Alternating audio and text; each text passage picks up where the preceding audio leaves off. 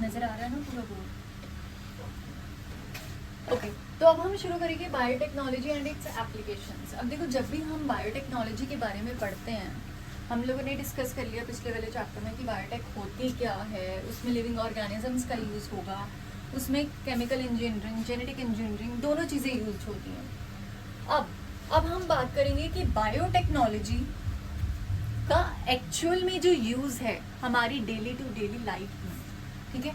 इसको फार्मास्यूटिकल्स में सबसे ज़्यादा यूज़ करा जाता है। बायो फार्मास्यूटिकल्स जितनी भी मेडिसिन बनती हैं, ये जो फेस वॉश वगैरह बनते हैं, उनमें बायोटेक का अपना रोल होता है, ठीक है। और जितनी भी रिसर्च होती है उसमें भी बायोटेक का अपना रोल होगा।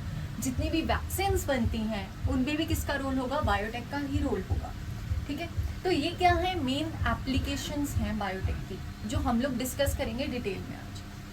सबसे पहले तो 3 मेन रिसर्च एरियाज होते हैं बायोटेक के।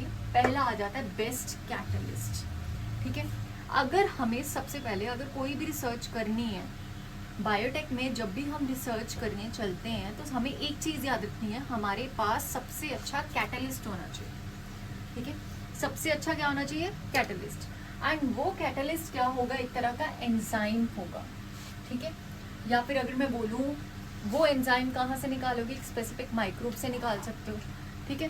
तो 2 चीज़ें बहुत ज़्यादा ज़रूरी है रिसर्च में, एक आपका माइक्रोब और दूसरा एंजाइम, जिसको हम कैटलिस्ट का नाम दे रहे हैं।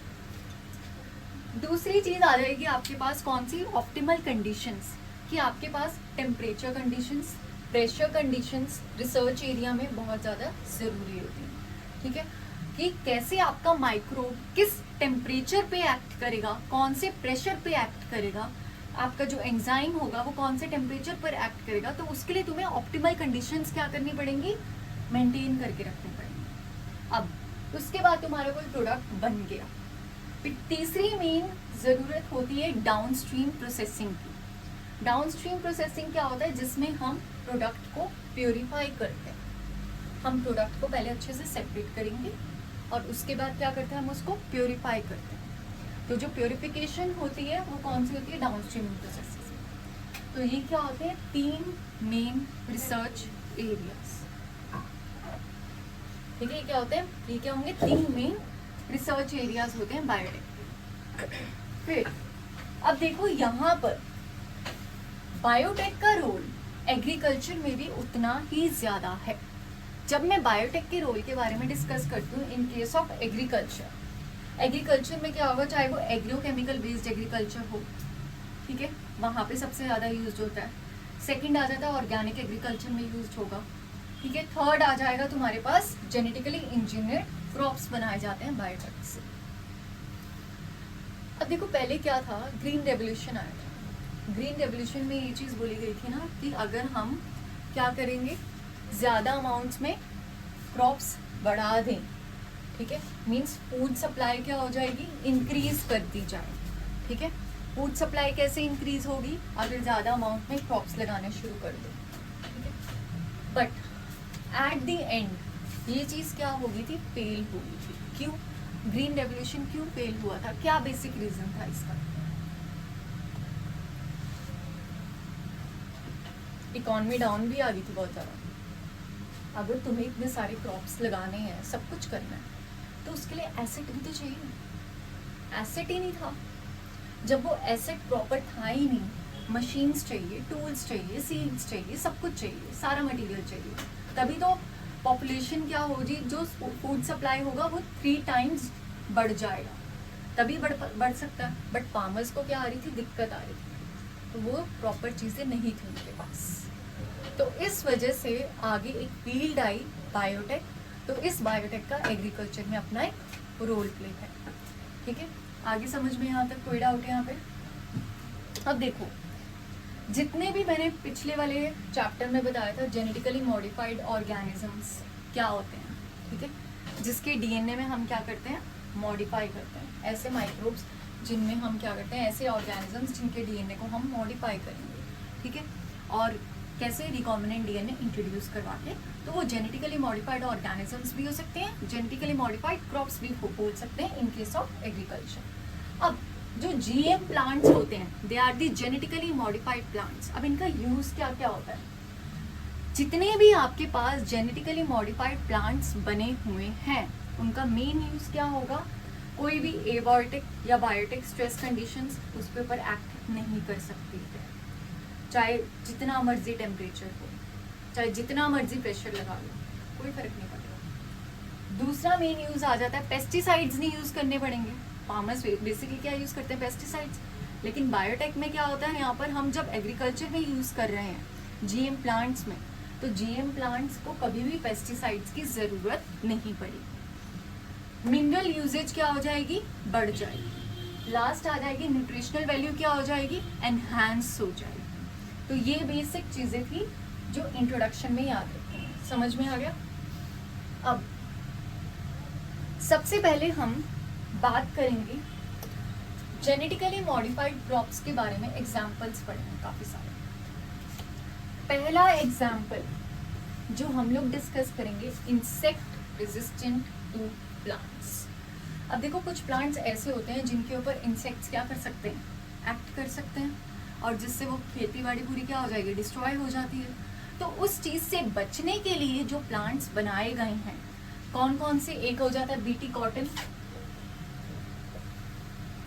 It is a first transgenic plant. अच्छा, ट्रांसजेनिक का मतलब क्या होता है,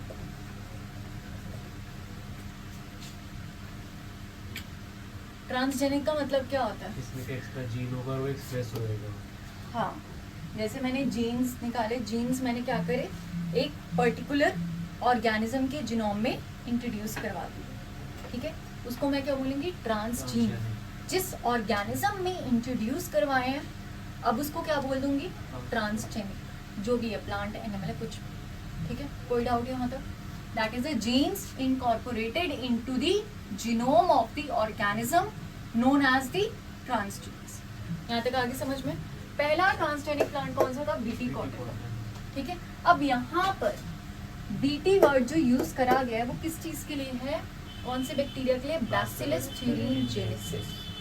बैसिलस thuringiensis एक ऐसा बैक्टीरिया है जो ऐसे प्रोटीन्स रिलीज करता है जिसका काम क्या होता है, वो इंसेक्ट्स को खत्म कर देगा, ठीक है।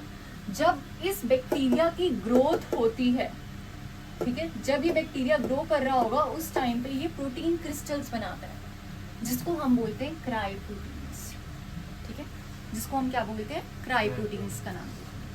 अब क्या होगा, ये जो प्रोटीन क्रिस्टल्स होते हैं इंसेक्टिसाइडर टॉक्सिक होते हैं, अभी इनएक्टिव प्रोटोटॉक्सिन्स हैं, बट मैंने क्या करा, इस बीटी को इंट्रोड्यूस करवा दिया कॉटन प्लांट के अंदर। मैंने इंट्रोड्यूस करवा दिया किसमें, कॉटन प्लांट में। तो अब वो कॉटन प्लांट क्या बन गया, BT cotton, it means a transgenic plant. अब क्या होगा, इंसेक्ट अब बीटी कॉटन के ऊपर आएगा, उसको खाने की कोशिश करेगा। चलो उसने इंजेस्ट भी कर लिया, बट उसकी बॉडी में क्या चले जाएंगे, क्रिस्टल्स चले जाते हैं, प्रोटीन क्रिस्टल्स चले जाते हैं, ठीक है, जो कि क्या होते हैं, टॉक्सिन्स, टॉक्सिक होता है काफी ज्यादा। तो वो क्या करेगा, इनएक्टिव टॉक्सिन को कन्वर्ट कर देगा एक्टिव टॉक्सिन में। अब एक होता कब है, जैसे इंसेक्ट ने खाया, इंसेक्ट ने जैसे क्रिस्टल्स को इंजेस्ट करता है उस टाइम उसकी जो बॉडी के अंदर ये इनएक्टिव टॉक्सिन क्या होंगे, एल्कलाइन पीएच ऑफ गट की वजह से इनएक्टिव टॉक्सिन किस में कन्वर्ट हो जाएंगे, एक्टिव टॉक्सिन में कन्वर्ट हो जाएंगे। जैसे एक्टिव टॉक्सिन में कन्वर्ट हुए क्या होगी, लाइसिस होगी, डिस्ट्रक्शन होनी शुरू हो जाएगी इंसेक्ट की बॉडी में, एंड ऑटोमेटिकली डेथ हो जाएगी। समझ में आया यहाँ तक, पक्का। दोबारा किसी को कोई डाउट है तो बताओ मुझे। अंशुल, माही,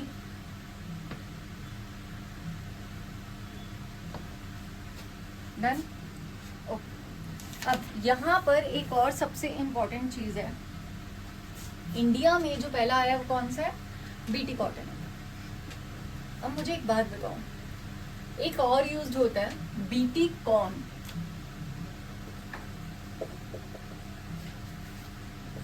बीटी कॉर्न किसके लिए यूज्ड होता है, कॉर्न बोरवेयर के लिए, ठीक है। अब देखो हमेशा हम टॉक्सिन को किससे कोड कर रहे थे, ये चीज भी याद रखना, टॉक्सिन को हम किससे कोड कर रहे हैं, क्रायोप्रोटीन से कोड कर रहे हैं। अलग अलग होते हैं, क्रायो आने से क्राइटोएसी, ये सारा यहाँ तक पता लग गया। अब नेक्स्ट टॉपिक है हमारा pest resistant plants. Note down करना है, जल्दी कर लो फिर हम आगे करते हैं।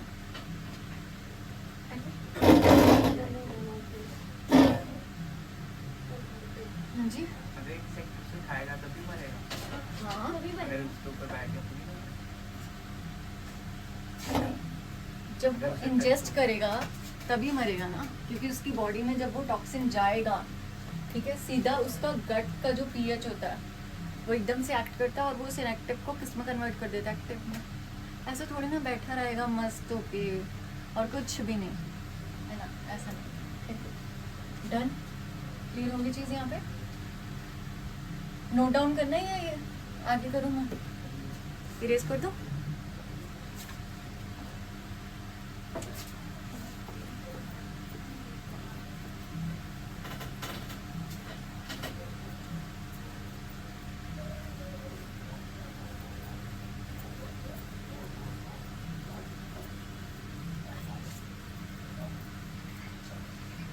नेक्स्ट आ जाता है पेस्ट रेजिस्टेंट प्लांट्स।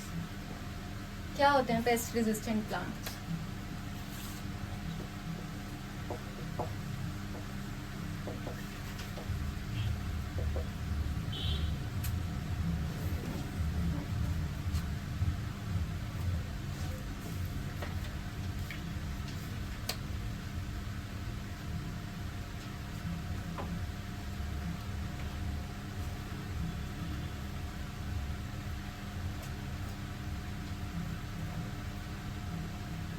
मेलिडोगाइन इनकॉग्निशिया, याद है?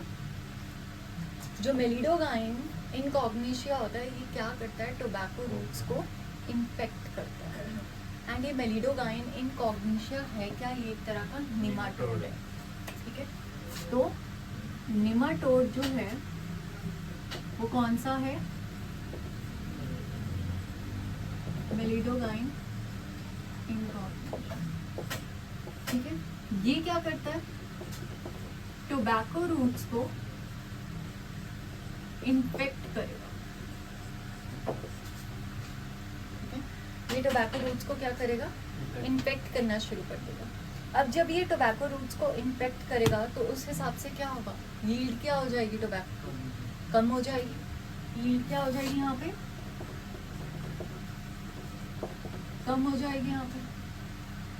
अब जैसे यील्ड कम हो गई तो अब इस इन्फेक्शन से बचने के लिए जो स्ट्रैटेजी अपनाई जाती है वो कौन सी होती है, आरएनए इंटरफेरेंस टेक्नोलॉजी, ठीक है। उस टेक्नोलॉजी को हम बोलेंगे आरएनए इंटरफेरेंस टेक्नोलॉजी, ठीक है। अब इस आरएनए इंटरफेरेंस टेक्नोलॉजी में होता क्या है, आरएनए इंटरफेरेंस टेक्नोलॉजी में हम जीन की एक्टिविटी को क्या करेंगे, यहाँ पे रोकने की कोशिश करेंगे, ठीक है। कैसे, जैसे जैसे आरएनए मॉलिक्यूल्स बनाएंगे कॉम्प्लीमेंट्री टू द एमआरएनए। आगे लिखने इसकी डेफिनेशन लिख लो, RNA interference is the phenomena, RNA interference is the phenomena of inhibiting the activity of a gene by synthesizing of RNA molecules complementary to mRNA, of RNA molecules complementary to mRNA। अच्छा, normal mRNA में क्या क्या चीजें होती हैं, genetics में पढ़ा तुम लोगों ने, क्या होती है एमआरएनए में? दो स्ट्रैंड्स होती है ना, एक होती है सेंस स्ट्रैंड, दूसरी कौन सी होती है, एंटी सेंस स्ट्रैंड। जो सेंस स्ट्रैंड होती है उसके पास क्या होते हैं, कोडोन्स प्रेजेंट होते हैं, किस चीज के लिए, फॉर द ट्रांसलेशन प्रोसेस। एक होती है इसके पास सेंस स्ट्रैंड, दूसरी होती है एंटीसेंस टोन, ठीक है। तो सबसे इम्पोर्टेंट है एंटीसेंस और सेंस, दोनों ही है वैसे। एंड सेंस क्या करती है, रीड करती है कोडोन्स को, हाँ। तो ये क्या करेगी, रीड करती है कोडोन्स को ड्यूरिंग दी ट्रांसलेशन। और एंटीसेंस क्या करेगी, एंटीसेंस कोडोन्स नहीं पढ़ सकती। तो हम इसको क्या बोलते हैं नॉर्मली, ये सिर्फ फंक्शनल तो है या नहीं है, फंक्शनल।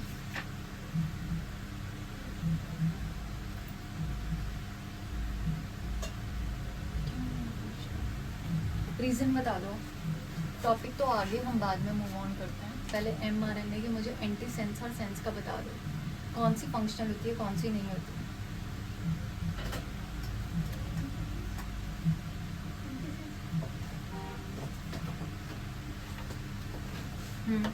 और ये फंक्शनल नहीं होती, मतलब कि ये फंक्शनल प्रोटीन प्रोड्यूस नहीं कर सकती है, ठीक है। जब इसके पास कोडोन्स ही नहीं होते हैं तो ये फंक्शनल प्रोटीन प्रोड्यूस ही नहीं कर पाएगी। अगर ये फंक्शनल प्रोटीन बनाएगी ही नहीं ट्रांसलेशन प्रोसेस में। समझ में आ गया यहाँ तक, ठीक है। अब देखो इस चीज़ के लिए हम लोग क्या करते हैं, निमाटोड्स के लिए हम लोग यहाँ पर क्या यूज़ करेंगे, निमाटोड के साथ हम लोगों ने यूज़ करना है एग्रोबैक्टीरियम ट्यूमिफिकेशंस वेक्टर, ठीक है। इस निमाटोड के साथ हम लोगों ने क्या यूज़ करना है यहाँ पे, एग्रोबैक्टीरियम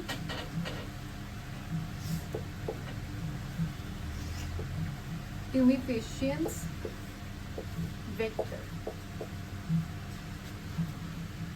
यूज़ कर लिया मैंने। तो जब मैं यूज़ करूँगी तो यहाँ पर मैंने एंटीसेंस जीन सबसे पहले प्लांट्स में डाल दी। यहाँ पे मैंने as a vector for use करा निमाटोड के साथ। निमाटोड के साथ क्या होगा, एंटीसेंस जीन्स इंट्रोड्यूस हो जाएंगे, बट क्या होगा, निमाटोड इन्फेस्टेशन क्या हो जाएगी, फेल हो जाएगी, फिर तब भी कोई फर्क नहीं पड़ेगा, ठीक है। तो इस चीज़ के लिए हम लोग आगे चल के क्या यूज़ कर सकते हैं, साइलेंसिंग mRNA का यूज़ करके आगे चल के, ठीक है। एक बार इसको टॉपिक को देखो, फिर हम एप्लीकेशंस इन मेडिसिन के बारे में बात करते हैं। एप्लीकेशंस इन मेडिसिन के बारे में हम डिस्कस करते हैं।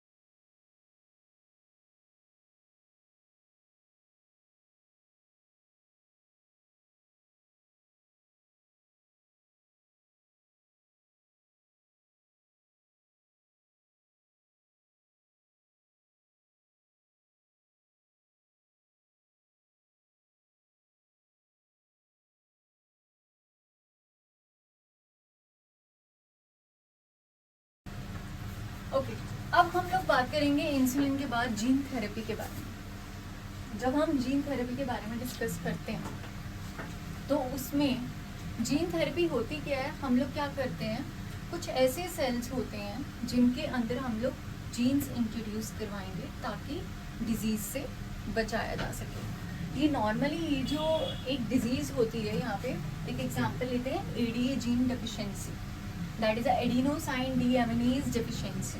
ठीक है, ये एडीए जीन एक तरह से एंजाइम की तरह एक्ट करता है which is important in the immune system.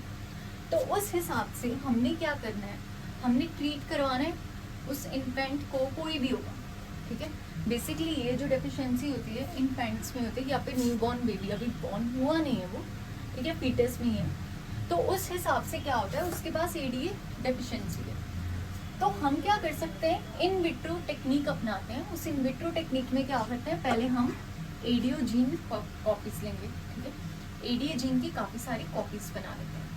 Simultaneously मैंने क्या करा, रेट्रोवायरस लिया, रेट्रोवायरस में से मैंने क्या करा, जीन को निकाल दिया। जैसे मैंने रेट्रोवायरस में से जीन में और जेनेटिक मटेरियल होगा वो सारा का सारा मैंने क्या कर दिया, यहाँ से रिमूव कर दिया। अब रेट्रोवायरस में से जेनेटिक मटेरियल रिमूव करके मैंने क्या इंट्रोड्यूस करवा दिया, एडीए जीन इंट्रोड्यूस करवा दिया। अब साइमल्टेनियसली मैंने इन विट्रो कंडीशन में पेशेंट की बॉडी से लिम्फोसाइट्स निकाले, उन लिम्फोसाइट्स को रेट्रोवायरस के साथ ट्रीट करवाया। कौन से रेट्रोवायरस के साथ, जिनके पास एडीए जीन है। अब वो एडीए जीन इजीली ट्रांसमिट हो जाएगा लिम्फोसाइट्स में, फिर उन लिम्फोसाइट्स को हम दोबारा पेशेंट की बॉडी में रीइंसर्ट कर देंगे। ये थी आपकी एडीए वाली जीन मटेरियल हमें कहाँ से मिलेगा? Gene material, genetic material, retrovirus से सारा का सारा निकाल के उसकी जगह हमने एडीए जीन डाला। ठीक है, ये था तुम्हारा जीन थेरेपी।